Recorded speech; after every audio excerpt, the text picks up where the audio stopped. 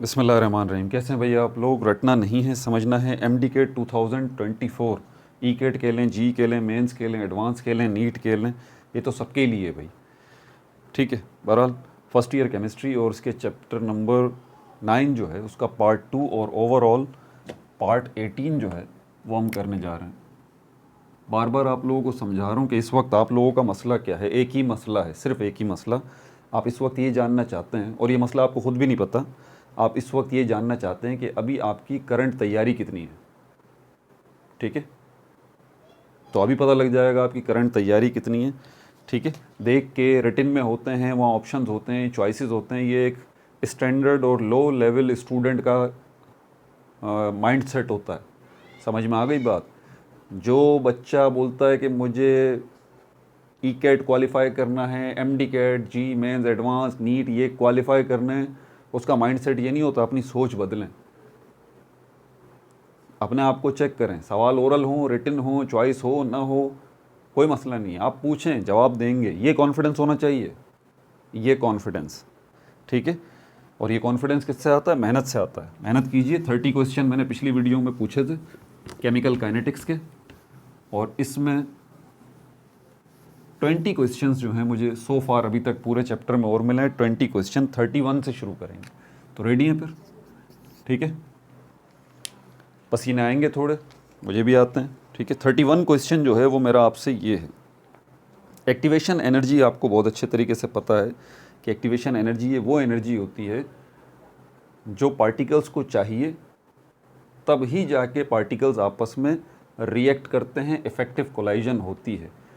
ये activation energy कहलाती है, जो एक्टिवेट करती है पार्टिकल्स को कि वो आपस में मिलें और रिएक्शन शुरू कर दें। इसकी वैल्यू भी होगी। ठीक है, आप मुझे बता दीजिए इसकी वैल्यू स्मॉल होगी या बिग होगी। अगर large number of reacting particles जो हैं वो टेक पार्ट कर रहे हैं, हिस्सा ले रहे हैं, large number of reacting particles अगर हिस्सा ले रहे हैं, तो एक्टिवेशन एनर्जी जो है वो स्मॉल होगी या बिग होगी, ये मुझे बता दीजिए। 32 क्वेश्चन जो है वो मेरा आपसे ये है। रिएक्शन जब स्टार्ट होता है, रिएक्शन जब स्टार्ट होता है तो रिएक्टेंट्स जो हैं वो हायर एनर्जी लेवल पे होते हैं देन प्रोडक्ट्स। अगर ऐसा हो कि रिएक्टिंग पार्टिकल्स जो हैं वो हायर एनर्जी लेवल पर हों then the products in a chemical reaction, तो ये केमिकल रिएक्शन कौन सा होगा? एक्सोथर्मिक होगा या एंडोथर्मिक होगा, ये मुझे बता दीजिए। 33 जो है वो मेरा क्वेश्चन आपसे ये है। मॉलिक्यूल्स की वो हालत, मॉलिक्यूल्स की वो स्टेट जिसके अंदर मॉलिक्यूल्स जो हैं अनस्टेबल होते हैं, हाईली अनस्टेबल होते हैं, और उनके दरमियान जो है बॉन्ड्स जो है वो ज़्यादातर मॉलिक्यूल्स के दरमियान ब्रोकन होते हैं, टूटे हुए होते हैं। तो ये हाईली अनस्टेबल स्टेट जो है मॉलिक्यूल्स की, जिसमें बॉन्ड्स वगैरह जो हैं वो ज़्यादातर मॉलिक्यूल्स के टूटे हुए होते हैं, इस स्टेट को क्या कहा जाता है, ये मुझे बता दीजिए। 34 क्वेश्चन जो है वो मेरा आपसे ये है। 34 क्वेश्चन, केमिकल स्पीशीज़, मॉलिक्यूल्स हैं, आइंस हैं, एटम्स हैं, जो कि ट्रांजिशन स्टेट को फेस कर रहे होते हैं। यानी कि जब ट्रांजिशन स्टेट होती है, उस स्टेट के अंदर जो केमिकल स्पीशीज़ होते हैं, कोई भी हों, आइंस हों, एटम्स हों, मॉलिक्यूल्स हों, उनको क्या कहा जाता है? ट्रांजिशन स्टेट पर इन सारे केमिकल स्पीशीज़ को क्या कहा जाता है? एक ख़ास नाम दिया जाता है, वो बता दीजिए। 35 क्वेश्चन जो है वो मेरा आपसे ये है। ऐसा सब्सटेंस जो कि केमिकल रिएक्शन को एक नया पाथवे देता है, ऐसा सब्सटेंस जो कि केमिकल रिएक्शन को एक नया पाथवे, रास्ता जो है वो देता है, ताकि एक्टिवेशन एनर्जी जो है वो लो हो जाए। तो ऐसे सब्सटेंसेस को क्या कहा जाता है जो कि केमिकल रिएक्शन को एक न्यू रूट, एक नया पाथ देते हैं, एक ऐसा पाथ जिसके ऊपर एक्टिवेशन एनर्जी जो है वो लो होती है। आप मुझे उस सब्सटेंस का बता दीजिए क्या कहते हैं। 36 क्वेश्चन जो है वो मेरा आपसे ये है। किसी भी केमिकल रिएक्शन के अंदर अगर आप कोई कैटलिस्ट जो है वो ऐड कर देंगे, तो कितने पाथ मिल जाएंगे केमिकल रिएक्शन को प्रोसीड करने के लिए, कैटलिस्ट को ऐड करने पर केमिकल रिएक्शन को कितने पाथ जो है वो मिल जाएंगे केमिकल रिएक्शन को प्रोसीड करने के लिए, आगे बढ़ने के लिए। दो पाथवे मिलेंगे, 2 स्टेप पाथवे मिलेंगे, 2 स्टेप मिलेंगे, या 3 स्टेप मिलेंगे, या 4 स्टेप मिलेंगे, तादाद बता दीजिए कितने पाथवे मिल जाएंगे। 37 जो है वो क्वेश्चन मेरा आपसे ये है, कैटलिस्ट की वो टाइप जो कि रेट ऑफ द रिएक्शन को इंक्रीज कर देती है उसको क्या कहते हैं, ये मुझे बता दीजिए। 38 क्वेश्चन जो है मेरा आपसे ये है, नेगेटिव कैटलिस्ट जो हैं इनको 2 और नामों से बुलाया जाता है, वो 2 और नाम कौन से हैं वो मुझे बता दीजिए। 39 जो है वो मेरा क्वेश्चन आपसे ये है, हैबर्स प्रोसेस की मदद से जो है वो अमोनिया की प्रोडक्शन होती है, ठीक है, synthesis of ammonia bye Haber's process. इसमें जो कैटलिस्ट इस्तेमाल होता है वो मुझे बता दीजिए कौन सा कैटलिस्ट इस्तेमाल होता है। 40 क्वेश्चन जो है वो मेरा आपसे ये है, कैटलाइसिस की वो टाइप ऑफ कैटलाइसिस जिसके अंदर कैटलिस्ट और रिएक्टेंट्स जो हैं दोनों सेम फिजिकल स्टेट के अंदर होते हैं, इस टाइप की कैटलाइसिस को क्या कहा जाता है ये बता दीजिए। 41 क्वेश्चन जो है वो मेरा आपसे ये है, टाइप ऑफ कैटलाइसिस, कैटलाइसिस की वो कौन सी टाइप है जिसके अंदर कैटलिस्ट और रिएक्टेंट्स जो हैं वो डिफरेंट फिजिकल स्टेट के अंदर होते हैं, मुझे बता दीजिए कैटलाइसिस की ये कौन सी टाइप है। 42 क्वेश्चन जो है वो मेरा आपसे ये है, कुछ कैटलिस्ट मैं आपके सामने रख रहा हूँ, आप मुझे बताइए इनमें से कौन से कैटलिस्ट जो हैं वो पॉजिटिव कैटलिस्ट हैं और कौन से कैटलिस्ट जो हैं वो नेगेटिव कैटलिस्ट हैं। Number 1 iron powder, number 1 iron powder, number 2 vanadium pentoxide, number 3 manganese oxide, number 4 2% ethyl alcohol, 2% ethyl alcohol, number 5 glycerine.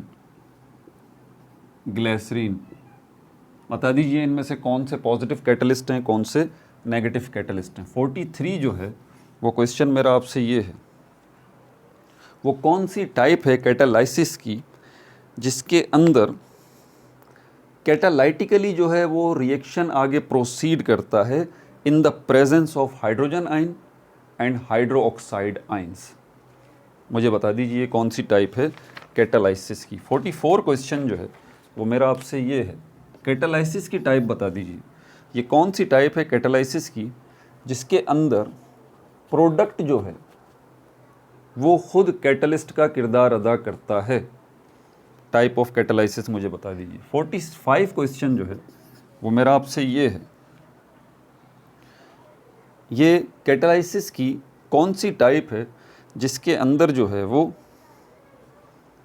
Initial rate of reaction जो है वो स्लो होता है, लेकिन जैसे जैसे प्रोडक्ट बनना शुरू हो जाती है, जैसे जैसे प्रोडक्ट बनती रहती है, रेट ऑफ द रिएक्शन जो है वो बढ़ता रहता है, इंक्रीज़ होता रहता है। ये कौन सी टाइप है कैटालाइसिस की। 46 जो है मेरा क्वेश्चन आपसे ये है, कॉन्टैक्ट प्रोसेस की मदद से आप जो है वो सल्फ्यूरिक एसिड की तैयारी करते हैं, H2SO4 की, ठीक है, जिसके अंदर जो है आप वैनेडियम पेंटाऑक्साइड को V2O5 को एज अ कैटलिस्ट जो है वो यूज़ करते हैं, मुझे बता दीजिए ये कैटालाइसिस की कौन सी टाइप है। 47 जो है क्वेश्चन मेरा आपसे ये है, मैं एक केमिकल इक्वेशन आपके सामने रख रहा हूँ, मुझे आपने इसको देख के बताना है कि कौन सी टाइप ऑफ कैटालाइसिस है ये। Nitrogen gas, hydrogen gas, ammonia और इसके ऊपर छोटा सा ये Fe और ब्रैकेट में S। इस केमिकल इक्वेशन को देख के आप मुझे बता सकते हैं कि किस टाइप की कैटालाइसिस जो है यहाँ पर होगी। 48 क्वेश्चन जो है वो मेरा आपसे ये है, आप मुझे कैटालाइसिस की टाइप बता दीजिए जिसके अंदर सॉलिड कैटलिस्ट जो है वो एडजॉर्ब कर लेता है रिएक्टेंट मॉलिक्यूल्स को ऑन इट्स सरफेस, अपनी सरफेस पर। मुझे टाइप ऑफ कैटालाइसिस बता दीजिए। 49 क्वेश्चन जो है वो मेरा आपसे ये है, स्पेशल टाइप होती है प्रोटीन की जो कि बायोकेमिकल कैटलिस्ट का किरदार अदा करती है, मुझे बता दीजिए उसको क्या कहते हैं। 50 क्वेश्चन जो है वो मेरा आपसे ये है, शुगर कैन की फर्मेंटेशन जब की जाती है तो शुगर कैन जो है वो कमर्शियल अल्कोहल में या अल्कोहल में कन्वर्ट हो जाता है। यहाँ पर दो एंजाइम्स जो हैं वो अपना किरदार अदा करते हैं। आप मुझे उन दोनों एंजाइम्स का नाम बता दीजिए। ठीक है भाई, जवाब शुरू करें। चेक हो गया। 31 क्वेश्चन मैंने आपसे पूछा था,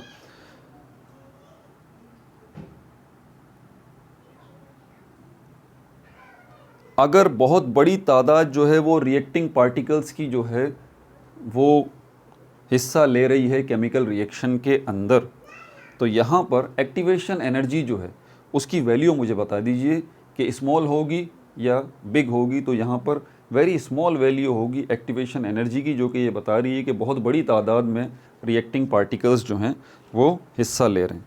32 क्वेश्चन मैंने आपसे ये कहा था कि स्मॉल वैल्यू अगर एक्टिवेशन एनर्जी की हो तो रिएक्शन जो है क्या वो फास्ट होगा या स्लो होगा, तो रिएक्शन फास्ट होगा।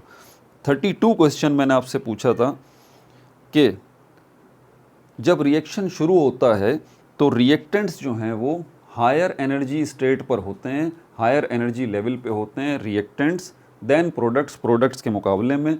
तो ये रिएक्शन जो है वो कौन सा होगा, एक्सोथर्मिक होगा या एंडोथर्मिक होगा, तो ये एक्सोथर्मिक केमिकल रिएक्शन होगा।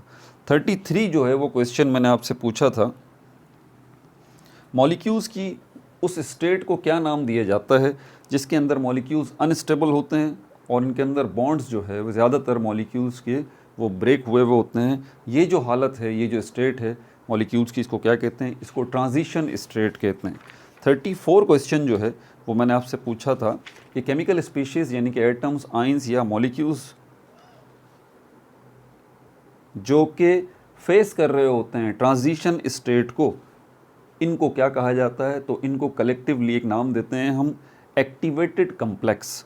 35 क्वेश्चन मैंने आपसे पूछा था, उस सब्सटेंस को क्या कहा जाता है जो केमिकल रिएक्शन को एक नया पाथवे देता है, ठीक है, जहाँ की एक्टिवेशन एनर्जी लो होती है, तो ऐसे सब्सटेंसेस को कैटलिस्ट जो है वो कहा जाता है। 36 क्वेश्चन मैंने आपसे पूछा था कि जब भी किसी कैटलिस्ट को आप ऐड करते हैं किसी केमिकल रिएक्शन में, तो केमिकल रिएक्शन को कितने पाथवे मिल जाते हैं रिएक्शन को आगे प्रोसीड करने के लिए, तादाद बता दीजिए। तो 2 पाथवे जो है वो मिल जाते हैं जब कैटलिस्ट को आप ऐड करते हैं किसी केमिकल रिएक्शन में। फिर मैंने आपसे 37 क्वेश्चन जो है वो पूछा था कि कैटलिस्ट की वो कौन सी टाइप है जो कि केमिकल रिएक्शन की स्पीड को बढ़ा देती है, इंक्रीज़ कर देती है, रेट बढ़ जाता है, उसको कहते हैं पॉजिटिव कैटलिस्ट। 38 क्वेश्चन मैंने आपसे पूछा था, नेगेटिव कैटलिस्ट के 2 और नाम हैं वो मुझे बता दीजिए। तो नेगेटिव कैटलिस्ट के जो 2 और नाम हैं उनमें से एक है रिटार्डिंग कैटलिस्ट और दूसरा है इनहिबिटर। 39 क्वेश्चन जो मैंने आपसे पूछा था कि मुझे बता दीजिए हैबर्स प्रोसेस की मदद से आप अमोनिया की सिंथेसिस कर रहे हैं, यहाँ पर कौन सा कैटलिस्ट इस्तेमाल किया जाएगा, यहाँ पर आयरन पाउडर जो है वो इस्तेमाल किया जाएगा। 40 क्वेश्चन मैंने आपसे पूछा था कि कैटालाइसिस की वो कौन सी टाइप है जिसके अंदर दोनों कैटलिस्ट और रिएक्टेंट्स जो हैं सेम फिजिकल स्टेट के अंदर होंगे, तो ये है होमोजीनस कैटालाइसिस। 41 क्वेश्चन मैंने आपसे पूछा था कि कैटालाइसिस की वो कौन सी टाइप है जिसमें दोनों कैटलिस्ट और रिएक्टेंट्स जो हैं वो डिफरेंट फिजिकल स्टेट के अंदर होते हैं, तो मुझे बता दीजिए कौन सी कैटालाइसिस की टाइप है। इसको कहा जाता है हीट्रोजीनस कैटालाइसिस।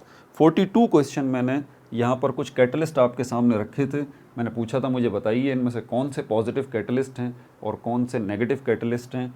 तो ये आयरन पाउडर पॉजिटिव है, वैनेडियम पेंटा ऑक्साइड पॉजिटिव है, मैंगनीज डाइऑक्साइड पॉजिटिव है, 2% इथाइल अल्कोहल नेगेटिव है, ग्लिसरीन जो है ये नेगेटिव है।